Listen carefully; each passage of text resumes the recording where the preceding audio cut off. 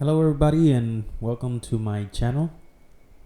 I've been wanting to do this for a long time and haven't been able to due to time constraints, but because we are in the middle of a situation that's not normal, I have a little bit more time to do this, and for a while I've been uploading videos, some of my music into my channel, and I haven't really been able to like give you a tour of what I have in my room. So I'm gonna do this now, and I hope you like it.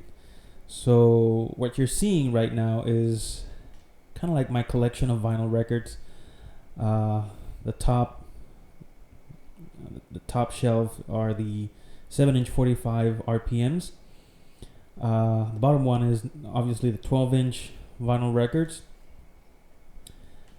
And at the bottom I have more 12-inch records. That's my retro style boombox. It's not the original. It's a brand new one. I have a Polaroid camera as well, and I always keep my equipment covered with digital deck covers. I have one for my printer, I have one for my cassette deck, and I have two for my turntables, and for my mixer you're gonna see in a few moments here. So that's pretty much what I have in terms of vinyl record. I don't have much, just what you see. But as you can see, I have plenty to go for. And I have also a couple of things up there like cassettes.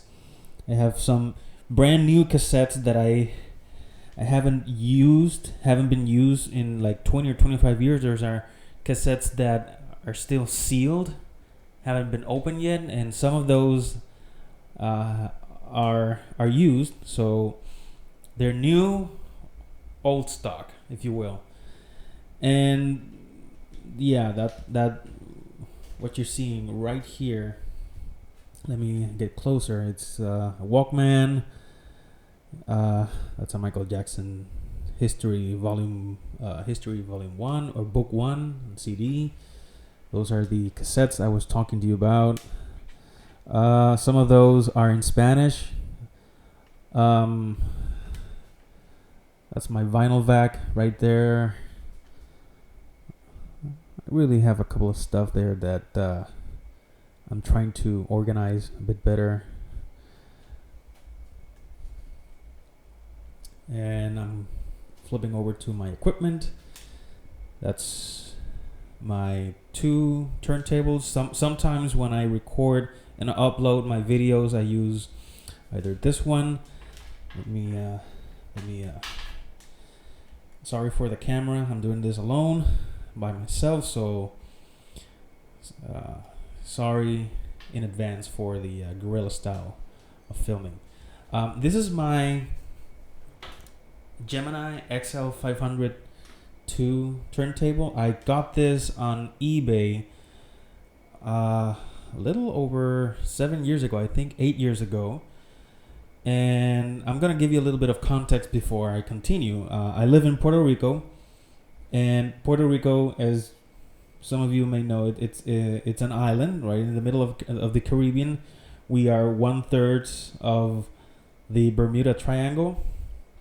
For those of you who don't know where Puerto Rico is, and we do not have the luxury of or the convenience of having stores that sell many of these equipments. We do have, I don't want to say the names of these big stores, but we do have retail stores like in everywhere else that sell brand new equipment. But this vintage equipment I have to get online because there's nowhere else here that you can find it unless you go to antique cars exhibitions where they have these antiquity sections, and you probably, if you get lucky, you can find some of these in working order. But this one I got on eBay a while back, 7 or 8 years ago, and I've been using it since. The stylus I'm using is an Ortofon OM10, and this one is a brand new one that I got last year. It's an Audio-Technica LP120. It's a modded one. I did the modification for disconnecting, if you will, the built-in preamp, and I soldered the wires directly, like vintage turntables. So I did the sound upgrade, and this thing is still under warranty. So if I ever need to take it to warranty, I have to undo the modification and put it back the way it was. And sometimes I will upload a video using the Gemini, and sometimes I will upload using the Audio-Technica. There's really no preference, except I prefer the Audio-Technica simply because I can use the height adjustment of the tone arm and raise it and lower it as I need, whereas the Gemini doesn't have that. The Gemini is pretty much like a watered down version of the Technics MK2. The Audio-Technica has more flexibility in terms of that. So I did the counterweight upgrade. The counterweight that I'm using is an upgrade that I bought on lpgear.com. The cork mat, of course.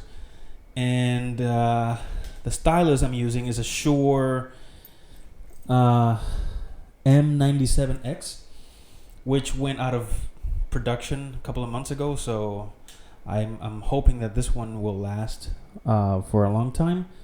But I also have the Audio-Technica stylus that came in with the equipment. I have here as a spare, just in case. And I have way over here my mixer. It's a Behringer Pro Mixer DX 1000. As you can see, I bought this one along with the Gemini a few years ago, and it was pricing the price for this was $329.99. But I didn't pay that amount for this one because this one was the display. It was the only one that they had, so they sold it to me for $180. And I needed the mixer for an event that I was having, and there was really nowhere else that I could find a phono enabled mixer. So this is what I have, and this is what I've been using all these years to upload my music to my channel. And before I tell you how I do it, let's go over here to the right, and you're gonna see that I have my headphones.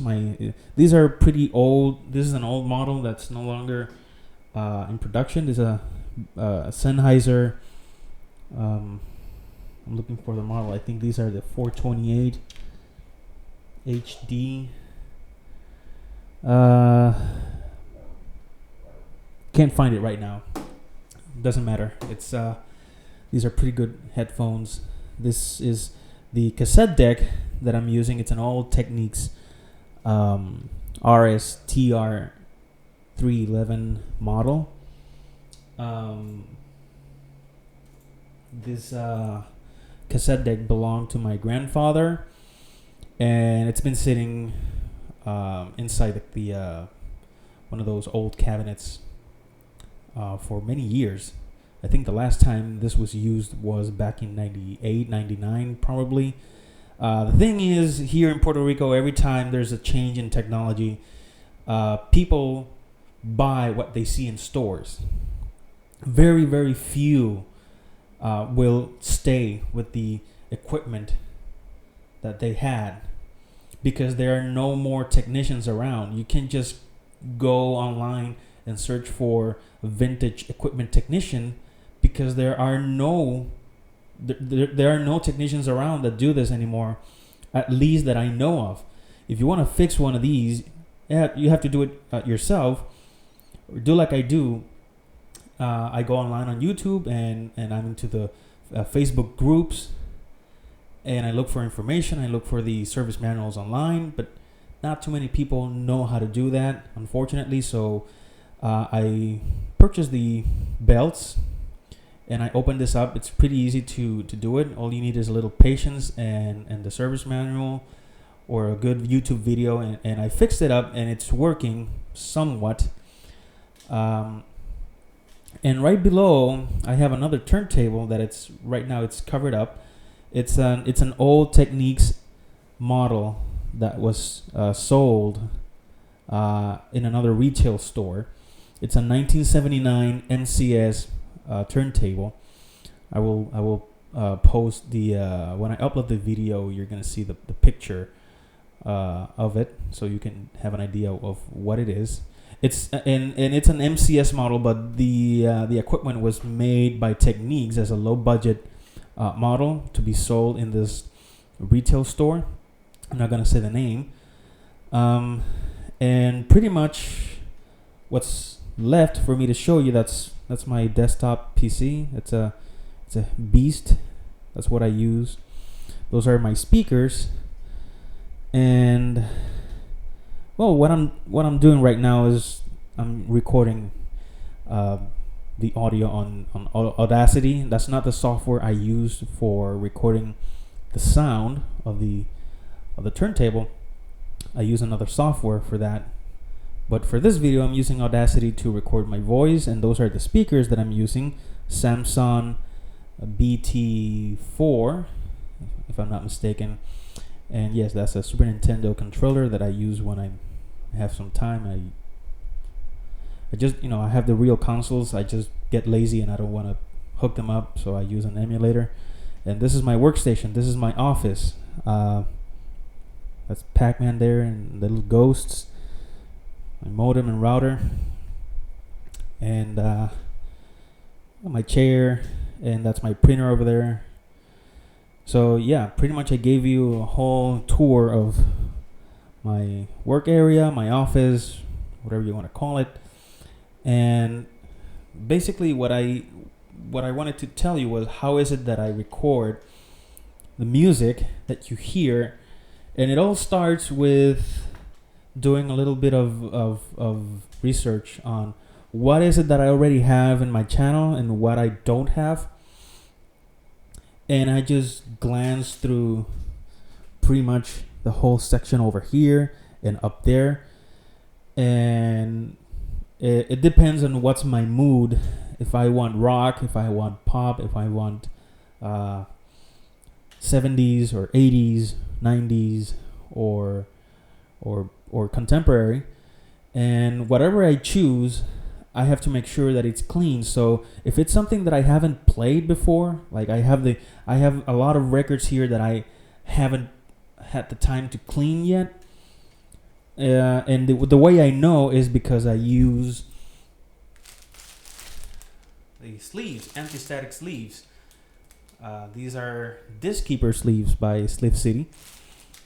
And if my records don't have those sleeves, that means that they haven't been cleaned. So I go to my trusty vinyl vac. I have my vacuum in the kitchen, and I do the whole process of cleaning the record, drying it up. And then I go here and I choose, let's say that I choose this one. It's John Cicada. It's the Spanish version of If You Go. And on the other side, you have If You Go. So it's the same song both in English and Spanish. And this is a jukebox version of the song. So let's say that I choose this one. What I will do is I'll go here to my turntable, and I'll set it up, and then I'll come here to the mixer, and I set it up. And for example, if I want to use the Audio Technica, I will set it up here. I will set it up here. Make sure the gain volume way up here, the gain is set up properly. And then I will go back here to my computer, to the software that I'm using. The software that I use to record is Vinyl Studio. For a long time, I used another software that I don't use anymore because I didn't like the way they make you upgrade. Like there comes a point where they say that there's an update for your software, and as soon as you update the software, it automatically upgrades to the newest version, and you have to repurchase a license. And that's when I decided to drop it, and I got myself Vinyl Studio, and I'm happy with Vinyl Studio. The video I recorded with my cell phone, which is what I'm using right now, my cell phone. And what I do is I set the software to record, to use the source of recording, the mixer. My mixer is, everything is connected to the mixer like it's supposed to, right? The turntable goes into the mixer on the back. The connections are on the back, and the output of the mixer goes into the input, the line input of my computer. And because everything is analog, from the turntable to the mixer to the line input, everything is analog. So up to that point, we're okay. Where we're gonna see some loss in quality is, well, when I upload to YouTube, but you can still hear some kind of indication that the source is analog. And what I do is I record the video with my cell phone. I record the audio with the software. The software's source, the microphone, is the line input of the computer. And that's why whenever you hear my music on my channel, everything sounds clean, because the source is analog. Everything is analog. Even and the line in is analog. The computer sound card's line in connector is analog. It's not I'm using the one that came in with the motherboard. I need to upgrade to a better sound card, but I think the most important thing here is not to go way too overboard with the whole thing. This is something that you want to do to enjoy yourself. And I'm not a professional. I don't, this is not my day job. I do this as a hobby, and I like the music. I like the 80s, and so I want to keep things as simple as possible. Do what I can with what I have. And so after I have recorded the video and I have recorded the song that I want to record, I go to my video editing software. I use CyberLink Power Director. Again, this is a home video editing software, but for what you have seen in my channel, it works. It does the job, and I cut up the audio from the video, and I use the audio that I recorded directly from the mixer. I put everything together and I upload. And one of the reasons why I don't like putting my face in front of the camera is really, I don't want you to get distracted with a face. I'm not a celebrity. I just want you to hear the music, use it as a playlist. And I have been lucky so far that a lot of the songs that I upload haven't been taken down by YouTube because of the copyright. Many have been blocked, inevitably. But as long as it's up there, I'm not monetizing anything. I'm not putting advertisements in my videos. I just like to share some of the music that I have. And like I said earlier, I live in Puerto Rico, so we have a blend of North American music, 80s and 70s and 90s. it's I would say that 95% of the people that grew up as I did in the 80s and the people who grew up in the 70s were all into this type of music. But I also have a few, very, very few selection of Latin music in this corner right here. Like from here to the right, those are the very few Latin records that I have. My latest purchase was in Latin music was this album right here. It's called Fiebre Insular by the Bronsons, Los Bronson. It's a local band. It's a local Puerto Rican band. This is a great instrumental album. It's basically like surf rock to the style of the 60s, leaning towards the Beach Boys and surf rock and that stuff. So even if you have never heard of the band, this is a local Puerto Rican band, and it's instrumental. All you have to do is just listen to the guitars and the music, and it's a very cool album to listen to if you're studying or if you want to have a relaxed session. And that's pretty much about it. In terms of the 45s, I have a couple of 45s that I haven't cleaned yet with my vinyl vac, but most of them I have, but they sound terrible. They have seen better days. I salvage most of my 45s from a dumpster and a beach cooler. One day I got a call from a couple of friends of mine who knew I was into this. I've been collecting vinyl for a little over 10 years, and I get a call from these friends, and they tell me, hey, somebody just came in and dumped like a beach cooler full of records and a trash a waste bin, a waste basket full of 45s, and they're going to the dumpster. So if you come now, you can just take them away and get whatever you can. And I told him I'll be there in 5 minutes, and I just ran like crazy to the place, and there they were. Most of these 45 RPM, most of these 7-inch records that you see at the top shelf, most of them were salvaged from that wastebasket. I would say that 25%, like the first compartment here, the first side of the shelf, those I purchased from secondhand, and they're in excellent condition. They sound almost like new. But from the middle one and the right, those were all salvage. Most of them are in good condition, but they have a lot of noise. And that's it. That's pretty much what I do. Step number 1, I choose the record that I want to use, the song that I want to use. I decide which turntable I want to use.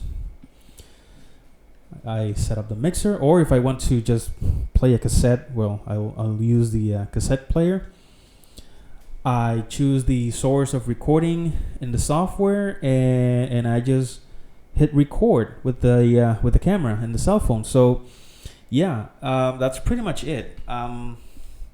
If there's any, and again, I'm sorry for the constant moving of the camera around and just trying to show you what I have and how I do it, and just give you an idea of how my room is set up. I didn't show you my clock.